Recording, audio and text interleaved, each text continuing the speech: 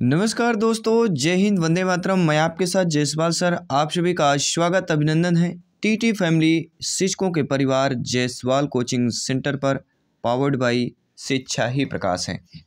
बात करेंगे बाल विकास एवं शिक्षा शास्त्र प्रैक्टिस पेपर की बात करेंगे, अभ्यास प्रश्न पत्र मॉडल पेपर की बात करेंगे। आपके सिलेबस के according child development and pedagogy का यह practice paper model paper number 15 है। और आप सभी लोग जानते हैं इसके पहले जो है 14 practice paper model paper upload हो चुके हैं। सारे सब्जेक्ट के प्रैक्टिस अभ्यास प्रश्न पत्र आपको इस लिंक पर जो दी जाएगी, यहाँ पे आपको आई बटन पे, उस लिंक के माध्यम से आपको यहाँ पर प्लेलिस्ट मिल जाएगा। सारी क्लासेज, सारे प्रैक्टिस पेपर, सारे अभ्यास प्रश्न पत्र, सारे मॉडल पेपर, सभी वीडियोज आपको फ्री ऑफ कॉस्ट मिलेंगे, क्योंकि राष्ट्रहित में टीटी फैमिली है, शिक्षकों का परिवार है। तो चलिए देर न करते हुए 30 महत्वपूर्ण संपूर्ण कंसेप्ट से लिए गए प्रश्न हैं। 30 में से आप लोगों को फीडबैक क्या है नीचे कमेंट बॉक्स में अवश्य बताइएगा। पहला प्रश्न आप लोगों की स्क्रीन पर है। बंडूरा का कथन है कि बच्चे प्रतिक्रियाएं प्रतिमानीकरण द्वारा सीखते हैं, जिसको भी कहा जाता है, जिसको भी क्या कहा जाता है? अभ्यास द्वारा सीखना, अंतर्दृष्टि द्वारा सीखना, निरीक्षणात्मक अधिगम की बात कर रहे हैं या पुरस्कार द्वारा सीखने की बात कर रहे हैं? मेरे सभी प्यारे में शिक्षक बंधु सभी कमेंट कीजिएगा। तो बंडूरा का कथन है कि बच्चे प्रतिक्रियाएं प्रतिमानीकरण द्वारा सीखते हैं, जिसको क्या कहा जाता है? निरीक्षणात्मक अधिगम भी कहा जाता है। तो सी ऑप्शन आप लोगों का यहाँ पर सही हो जाएगा। कोई भी डाउट हो आप लोगों को तो आप लोग कमेंट बता सकते हैं, फीडबैक कर सकते हैं। दूसरा प्रश्न है जो आप लोगों के स्क्रीन पर पूछा जा रहा है। प्रश्न क्या पूछा जा रहा है कि अधिगम स्थानांतरण के द्वितत्व सिद्धांत के प्रवर्तक थे थॉर्नडाइक महोदय जी, स्पीयरमैन जी, जड़ हो जाएगा या गिलफोर्ड की बात करेंगे। मेरे सभी प्यारे प्यारे भाइयों की प्यारी प्यारी बहनें, गृहिणी जिनका सपना है गवर्नमेंट टीटी एग्जाम को क्रैक करना, आउट ऑफ 150 में से 125 प्लस का स्कोर प्राप्त करना और सीडीपी में 25 प्लस का स्कोर करना है, तो आपका फीडबैक बेहतरीन होगा। प्रत्येक क्वेश्चन का फीडबैक बहुत ही लाजवाब है। तो अधिगम स्थानांतरण के द्वितत्व सिद्धांत के प्रवर्तक करते हैं, सभी लोग बताइएगा। हम बात करेंगे स्पेयरमैन की। अधिगम अगर त्रितत्व पूछा जाता है, चाहे द्वितत्व पूछा जाए, चाहे त्रितत्व पूछा जाए, स्पेयरमैन पर ही करना है, ये आपको ध्यान देना है।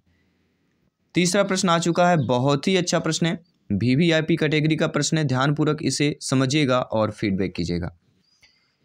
सीखी हुई बात को स्मरण रखने या पुनः स्मरण करने की असफलता क्या कहलाती है? पुनः स्मरण, विस्मृति, संवेदना, स्मृति। काफ़ी बार पूछा गया प्रश्न है, लगातार ये पूछा जा रहा है प्रश्न आपके टीटी एग्जाम पर। तो सीखी हुई बात को स्मरण या पुनः स्मरण करने की जो असफलता होती है उसे साथियों विस्मृति कहते हैं। बी ऑप्शन सही हो जाएगा, क्योंकि यह स्मृति कौन सा है? नकारात्मक पक्ष की कहला जाएगी। विस्मृति क्या होएगी? एक नकारात्मक पक्ष ही हो जाएगा। ये हम क्लास कर रहे हैं, यही प्रश्न आपके एग्जाम में आएंगे, तो आप जब भूल जाएंगे तो क्या हो जाएगा? नकारात्मक पक्ष ही कहलाएगा। विस्मृति की बात करेंगे। अगला प्रश्न, चौथा प्रश्न, व्यक्ति में उन मनोशारीरिक अवस्थाओं का गतिशील संगठन जो उसके पर्यावरण के साथ अद्वितीय सामंजस्य निर्धारित करता है कहलाता है व्यक्तित्व, समायोजन, संवेदना, चरित्र की बात कर रहे हैं। मेरे सभी शिक्षक बंधु, मेरे सभी ब्रदर्स, सिस्टर्स, टीचर्स, सभी कमेंट कीजिएगा। फीडबैक आप लोगों का आ चुका है। राइट ऑप्शन क्या हो जाएगा? हम बात कर रहे हैं व्यक्ति में उन मनोशारीरिक अवस्थाओं का गतिशील संगठन जो उसके पर्यावरण के साथ अद्वितीय सामंजस्य निर्धारित करता है। साथियों, राइट ऑप्शन आपका हो जाएगा व्यक्तित्व की बात करेंगे। पहला ऑप्शन सही हो जाएगा, क्योंकि व्यक्ति में उन मनोशारीरिक अवस्थाओं का शारीरिक या गतिशील गठन संगठन जो है उसके पर्यावरण के साथ अद्वितीय सामंजस्य निर्धारित करता है, वह आपका व्यक्तित्व कहलाता है। पांचवा प्रश्न है, समान पुरुष में XY गुणसूत्र होते हैं। समान पुरुष में जो है आपके क्या होते हैं? XY गुणसूत्र होते हैं, जबकि समान महिलाओं में आपके कौन से गुणसूत्र होते हैं? XX, XYY, XXX या X गुणसूत्र। सभी कमेंट कीजिएगा। तो आप सभी लोग भली भांति जानते हैं कि जब पुरुष में XY गुणसूत्र होता है तो वही महिलाओं में XX गुणसूत्र होता है। हमने आपको बताया था कि अगर फीमेल और मेल है, फीमेल में XX गुणसूत्र है और मेल में XY गुणसूत्र होते हैं। अगर फीमेल का X गुणसूत्र, मेल का X गुणसूत्र होता है तो यहाँ पे पुत्री होगी, यानी फीमेल बच्चा होगा। अगर यहाँ पे फीमेल का एक्स और मेल का अगर वाई होता है तो वह पुत्र होता है। यानी मेल के जो गुणसूत्र है वह निर्भर करता है पुत्र और पुत्री बालक बालिका होने का। ठीक है, मेल के गुणसूत्र पर निर्भर करता है। आइए बात करते हैं अगले प्रश्न जो स्क्रीन पर आ चुका है। प्राप्तांकों के समूह का वह बिंदु जिसके नीचे समूह के आधे प्राप्तांक और जिसके ऊपर समूह के आधे प्राप्तांक होते हैं कहलाता है मध्यमान, बहुलक, मध्यांक या मानक विचलन कहलाता है।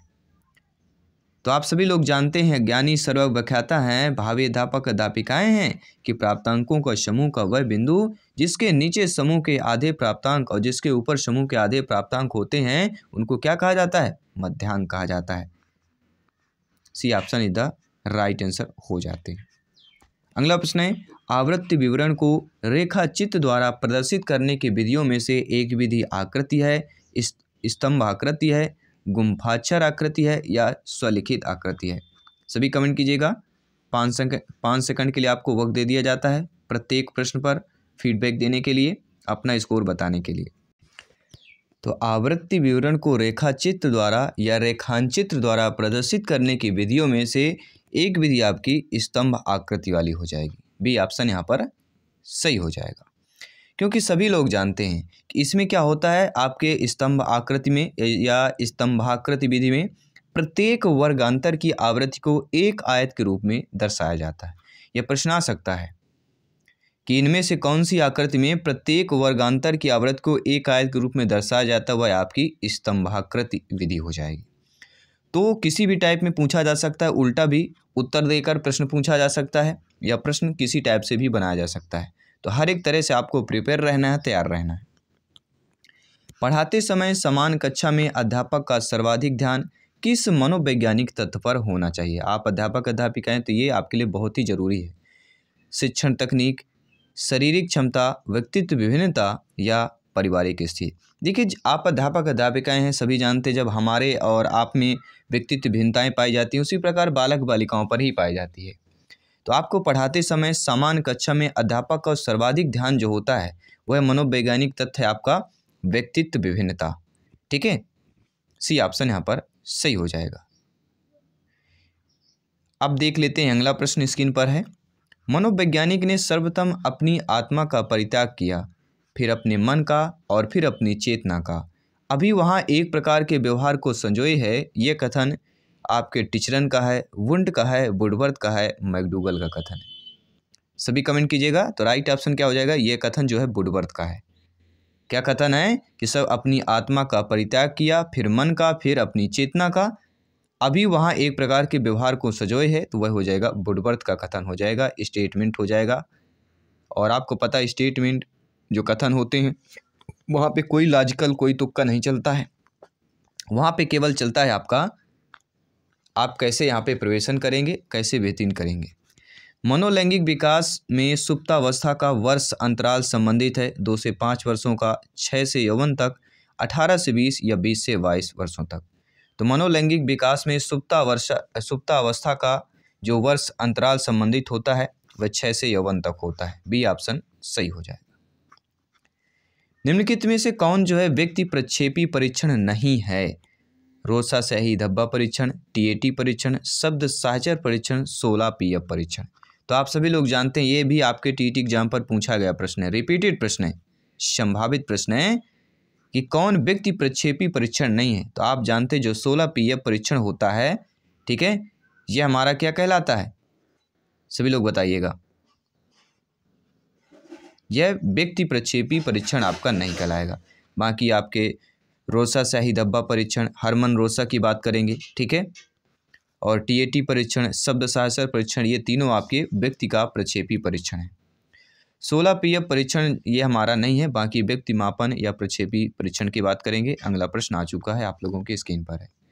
आवश्यकता का पदानुक्रमिक सिद्धांत द्वारा प्रतिपादित किया गया था, वाटसन के द्वारा, मैस्लो के द्वारा, कोहलर के द्वारा या ईपी पावलोव महोदय जी के द्वारा? सभी यहाँ पे कमेंट करेंगे। सभी शिक्षक बंधु, सभी मित्रों को जय हिंद, वंदे मातरम, इंकलाब जिंदाबाद। एग्जाम को फतेह करना है तो आपका फीडबैक सर्वोपरि है और आपका कमेंट, आपका स्कोर 25+ स्कोर करना है तो यहाँ पे आप लोगों को तैयारी अभ्यास करना ही पड़ेगा। फीडबैक बहुत ही ज़रूरी है। एग्ज़ाम बहुत ही नज़दीक है, जितना हो सके क्वेश्चन को अटेंड कीजिए। बेहतर प्रिपरेशन के साथ जो है आप लोग जब प्रिपेयर बढ़िया अच्छे तरीके से होंगे तो एग्ज़ाम में बढ़िया मज़ा भी आता है क्वेश्चन को सॉल्व करने का। आप देखते हैं क्वेश्चन में अगर एक भी क्वेश्चन रॉन्ग हमें चला जाता है, ठीक है, तो अगला क्वेश्चन भी वह 2-3 क्वेश्चन को ख़राब कर देता है, क्योंकि यहाँ से माइंड हमारा क्या होता है, एक कह सकते हैं डिसकनेक्टेड हो जाता है। ठीक है, तो कोशिश कीजिए प्रत्येक प्रश्न को अच्छे तरीके से सॉल्व करने की।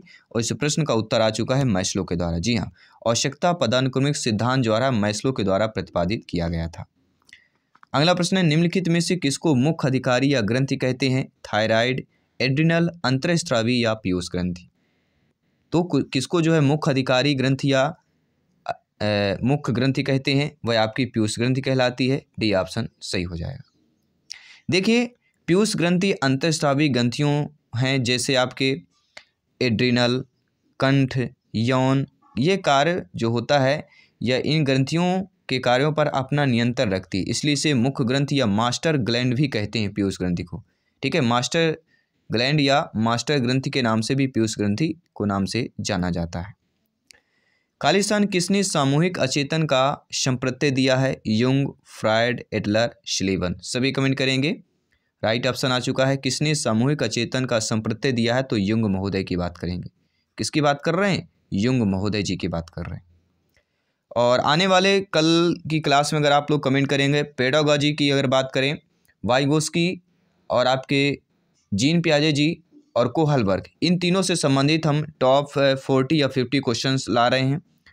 आप लोग कमेंट करके बताइए क्या अगली क्लास इसकी होनी चाहिए। नेक्स्ट डे जरूर कोशिश करते हैं।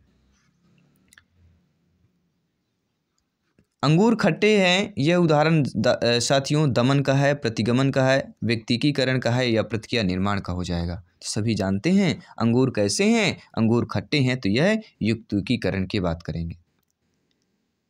अगला प्रश्न है, अधिगम का क्रिया प्रसूत अनुबंधन सिद्धांत किसके द्वारा दिया गया था? पावलोव के द्वारा, थांडाइक के द्वारा, टालमैन के द्वारा, स्किनर महोदय जी के द्वारा।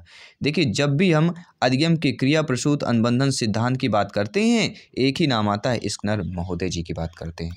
इसलिए यहाँ पर आप लोगों का डी ऑप्शन सही हो जाएगा। जी हाँ, अधिगम का क्रिया प्रसूत अनुबंधन का सिद्धांत स्किनर द्वारा दिया गया था और यह सिद्धांत साधनात्मक अनुबंधन पर आधारित है, जिसमें प्रयोज्य के सीखने के व्यवहार का अध्ययन सक्रिय रूप से किया जाता है।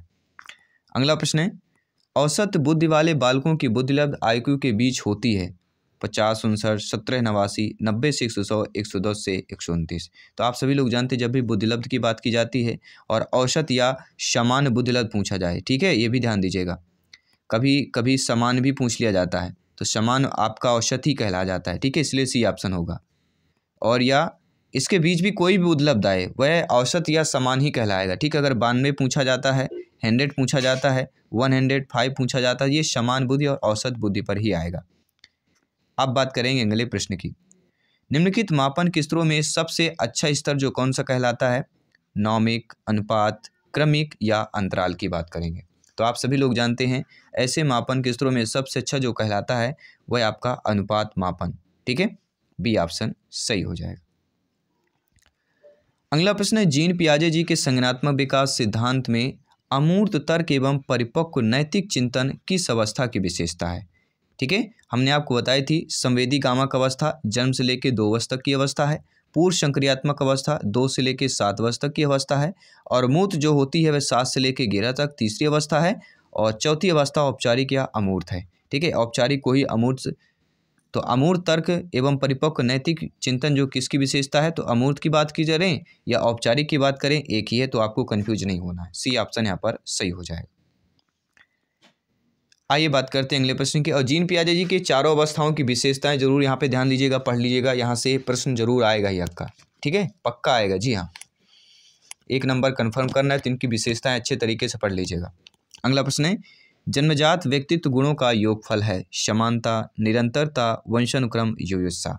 सभी कमेंट कीजिएगा।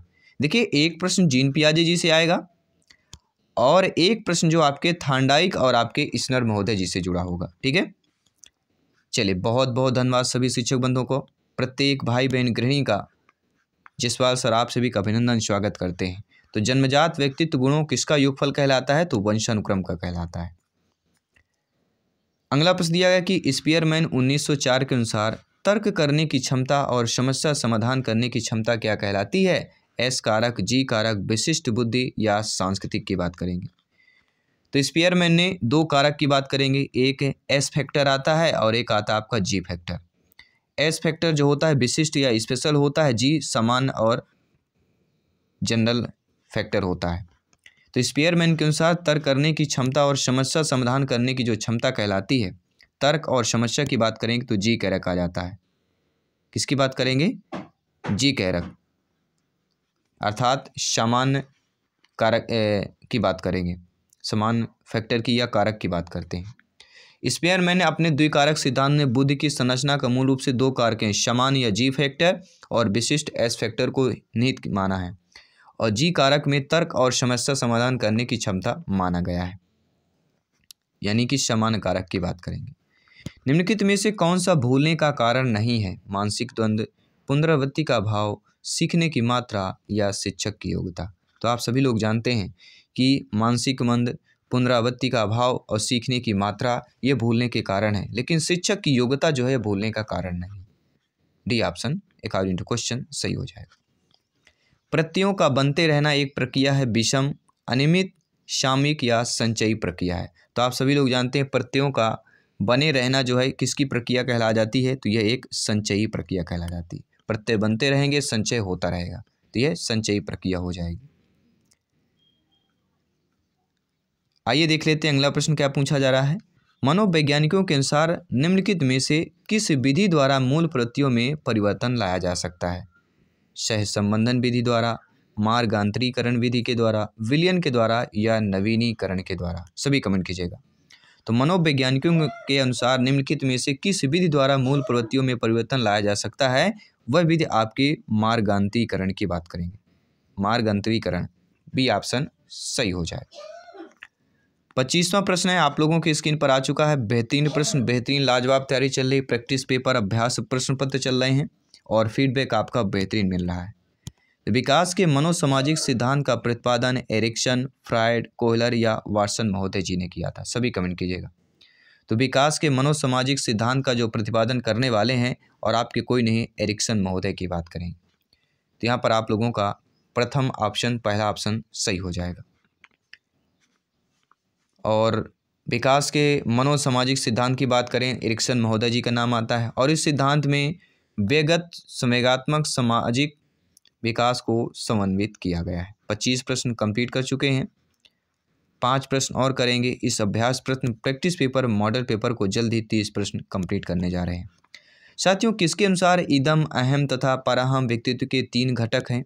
बंडूरा के, युंग के, एडलर के या फ्रायड के अनुसार? सभी कमेंट कीजिएगा।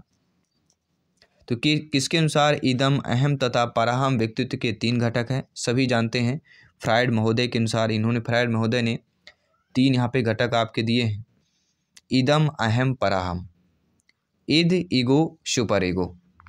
आइए पढ़ लेते हैं इनके बारे में। फ्रायड के अनुसार इदम, अहम तथा पराहम व्यक्तित्व के 3 घटक हैं और इन तीनों ने इदम को फ्रायड ने अधिक महत्व माना है। तो फ्रायड ने कि 3 घटकों में से सबसे जो है अधिक किस घटक को महत्व दिया है? तो वह है इदम। किसको? जिसे हम क्या बोलते हैं? ईगो बोलते हैं। इद, ईगो, सुपर ईगो। तो इदम को फ्रायड ने अत्यधिक महत्व माना है, यानी दूसरे घटक की बात करेंगे। किस व्यवहारवादी का मानना है कि अन्य व्यवहारों की भांति भाषा की क्रिया प्रसूत अनुबंधन द्वारा सीखी जाती है? वाटसन महोदय जी का, स्किनर महोदय जी का, गुथरी का या थार्नडाइक महोदय जी का? सभी का कमेंट आ चुका है, फीडबैक आ चुका है। सभी यहाँ पे कमेंट कीजिएगा। जिनका सपना है अध्यापक, अध्यापिका बनना, अपनी से तैयारी कीजिए, अपने माता पिता के सपने को साकार कीजिए और अपने सपने को साकार कीजिए और शिक्षा का प्रचार प्रसार कीजिए, क्योंकि शिक्षा ही प्रकाश है। शिक्षा हमें ज्ञान देती है, संस्कार देती है। किसी के पास एक ऐसा हथियार शिक्षा है, वो कहीं भी कुछ भी कर सकता है। ये कथन भी आपके मनोवैज्ञानिक में। तो इसका राइट ऑप्शन क्या हो जाएगा? किस व्यवहारवादी का मानना है कि अन्य व्यवहारों की भांति भाषा भी क्रिया प्रसूत अनुबंधन द्वारा सीखी जाती है? और ये व्यवहारवादी, देखिए जब भी क्रिया प्रसूत अनुबंधन की बात की जाए, थोड़ा सा ध्यान आपको स्कैनर महोदय पर कर लेना है, ठीक है, बी ऑप्शन सही हो जाए। अगला प्रश्न क्या दिया गया है, सभी लोग यहाँ पे कमेंट कीजिएगा, फीडबैक कीजिएगा। निम्न में से केंद्रीय प्रवृत्ति की माप नहीं है। देखिए यहाँ पे केंद्रीय प्रवृत्ति दिया गया है, केंद्रीय प्रवृत्ति की माप कौन सी नहीं हो जाएगी? सभी यहाँ पे कमेंट करके बताएं। केंद्रीय प्रवृत्ति की माप नहीं है। देखिए सभी जानते हैं बहुलांक, मध्यांक, मध्यमान, ये तीनों केंद्रीय प्रवृत्ति की माप है, लेकिन जो प्रसार दिया गया है ये केंद्रीय प्रवृत्ति का माप नहीं है। इसलिए according two questions first option is the right answer. अगला प्रश्न देख लेते हैं। अधिगम में प्रयत्न व भूल के सिद्धांत का प्रतिपादन किसने किया? ईपी पालाव, हेगार्टी, थर्नडाइक या हल्की? सभी कमेंट कीजिएगा। तो अधिगम में प्रयत्न व भूल के सिद्धांत का प्रतिपादन किसने किया था? सभी जानते थर्नडाइक महोदय जी ने किया था। और अधिगम और प्रयत्न के सिद्धांत के अनुसार जब कोई उद्दीपक इस सिद्धांत के अनुसार अधिगम व भूल का सिद्धांत, अधिगम व प्रयत्न का सिद्धांत, जब कोई उद्दीपन किसी व्यक्ति सम्मुख दिया जाता है तो वह उसके प्रति विभिन्न प्रकार की अनुक्रियाएं करता है और इनमें से सही अनुक्रिया का संबंध उद्दीपन के साथ हो जाता है और यही संबंध सीखना कहलाता है। और इस प्रैक्टिस पेपर अभ्यास प्रश्न पत्र का 30वां प्रश्न है। दोस्तों, आपको अपने गोल को पाने के लिए पागल बनना ही पड़ेगा, क्योंकि इतिहास स्कूल के टॉपर्स नहीं बल्कि इंसान रचते हैं। इंसान का मतलब ये होता है कि वो टॉपर्स जो नाम होता है ना दोस्तों, कि वो टॉपर्स है, ठीक है, तो वो टॉपर्स से नाम से मतलब नहीं होता है। आज के आपके वर्क और आपके मेहनत पर डिपेंड करता है कि आप आज कितना मेहनत कर रहे हैं, क्योंकि हर कोई जन्म से ही किसी न किसी काम में चैम्पियन होता है, बस पता चलने की देर होती है। आप सभी चैंपियन हैं, पता चल चुका है और अपने इतिहास रचने का समय आ चुका है। इसलिए प्रिपेयर रहिए, बेहतरीन तैयारी कीजिए, सब कुछ दांव पर आपके लगा हुआ है। तो ये एक मौका है आपके जीवन को उजागर करने का, ठीक है। तो फीडबैक अच्छा कीजिए, तैयारी कीजिए। हमारी शुभकामनाएं सभी भाई बहन, टीचर्स, बंधु, गृहिणी के साथ है और माँ सरस्वती जी की अभिनंदन प्रार्थना हमेशा करते हैं कि आप लोगों का सपना साकार हो, शिक्षक बने और देश को आगे ले जाएं, अपने राज्य, अपने गांव, अपने क्षेत्र को आगे ले जाएं, शिक्षा का प्रचार प्रसार करें। आइए इस 30वें प्रश्न की कंप्लीट करते हैं। इस प्रैक्टिस पेपर अभ्यास प्रश्न पत्र को कंप्लीट करते हैं। साथियों, किसके अनुसार बालक का विकास आनुवंशिकता तथा वातावरण का गुणनफल है? आपके वुडवर्थ जी के अनुसार, गैरेट के अनुसार, हॉलैंड के अनुसार या थर्नडाइक महोदय जी के अनुसार? सभी कमेंट कीजिएगा, सभी यहाँ पे कमेंट कीजिएगा। तो राइट ऑप्शन क्या हो जाएगा? वुडवर्थ के अनुसार बालक का विकास आनुवंशिकता तथा वातावरण का गुणनफल है। तो ये रहे 30 महत्वपूर्ण लाजवाब प्रश्न। 30 में से आप लोगों का फीडबैक क्या है? नीचे कमेंट बॉक्स में अपना अपना स्कोर अवश्य बताइए। और अंत में एक ही बात कहेंगे कि कभी कभी किसी के जुनून को देखकर अपने आप में भी जुनून आ जाता है।